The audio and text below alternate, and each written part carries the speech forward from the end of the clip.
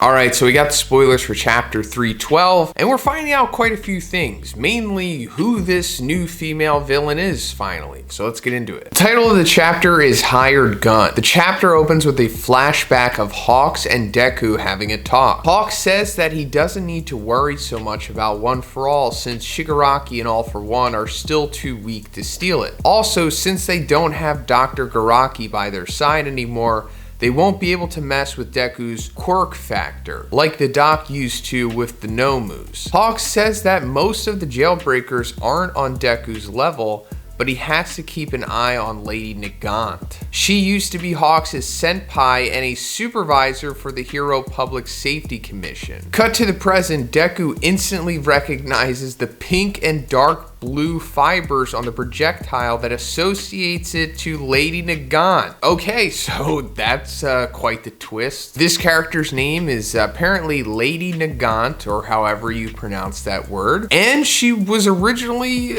a good guy, or I guess at least for the most part, because she used to be Hawks' senpai and supervisor for the Hero Public Safety Commission. We don't really get too much insight into the Safety Commission. We've only kind of seen the higher ups, I guess. We haven't really seen any like really formidable people associated with them besides Hawks, I guess, right? Now, senpai and supervisor is kind of ambiguous. I mean, those roles could mean anything, you know, within the Public Safety Commission. So we don't know exactly what she was, but I'm assuming that she had like a similar role to Hawks, I guess, as to where like maybe she was like an active agent or in the field or something like that. Considering how formidable and effective she is, she doesn't seem like the suit type, you know, like from the other Public Safety Commission characters we've seen. He tries to run using Black Whip while thinking about how he didn't warn All Might or the top 3 because she broke his phone. At the end of the previous chapter, Izuku was on his phone, and before he could even say anything or contact anyone, she shot it like out of his hand, and that's how we got to her like communicating with him. Before he's able to do anything, Lady Nagant hits him with a curve bullet.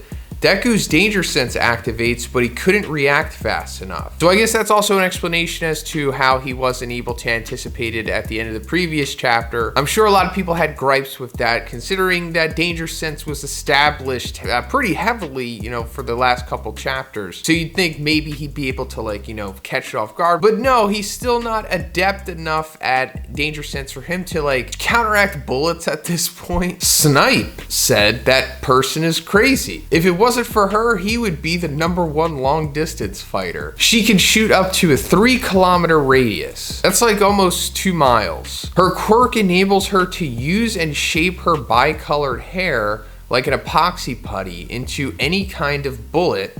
They revealed that her quirk is called Rifle. All right, so quirk reveal right there, something that we were all very curious about from the previous chapter. And yeah, her quirk is totally centered around this elbow rifle that she has, and she uses her hair as bullets. That's pretty interesting, right? I don't think we've seen something like this yet. But also, Snipe is talking about this. I guess there's gonna be like a flashback of Izuku talking to Snipe, or Snipe talking to Hawks or something. Snipe, a character we haven't seen in an extremely long time. Deku is trying to escape her 3-kilometer radius, and she stated that it's the first time that she had to fire the second bullet against someone. Okay, so she's so incredibly effective and powerful, I guess, that she's never had to fire a second bullet against someone. So more and more they're establishing that Lady Nagant is like a very powerful character. And now that she's a villain, I guess she could be considered maybe one of the strongest villains currently. Overhaul seemed broken and kept on saying,